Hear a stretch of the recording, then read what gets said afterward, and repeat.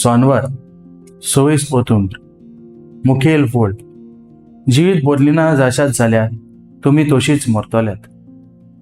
नियाळा काजार सोबार फावटी आमकां रस्त्याचेर आनी हेर सुवातेंचेर उपसोग जाल्ले दिश्टी पडटात.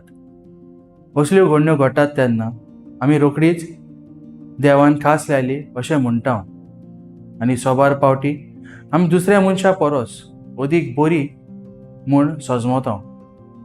आयच्या शुभ वर्तमानान जेजू आमकां कांय उदाहरणां दिवन कशें वायट मनशाचेर येता आनी मनीस कसो मरता ताची जाणविकाय दिता. थोड्यो घडण्यो घडटाल्यो आनी सवा लोक जेजू हाची खबर दिताले. जेजू ह्या घडण्यांतल्यान लोकांक शिकयतात.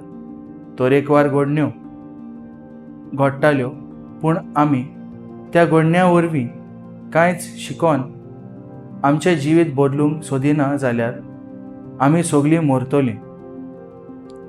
आमी असल्या वेळार वायट घडण्यो घडटात तेन्ना आमी ताचे वून अदीक बरी म्हूण सजमता.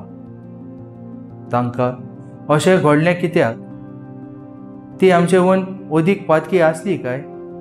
दर दिसाक आमी सकाळचो नियाळ करता, मिसांत वांटो घेता, घरांत बसून सायबीण मांयक तेस करता आनी हेर वेळार फिरगोचेच्या वावरान मिसळ जाल्ली आसता.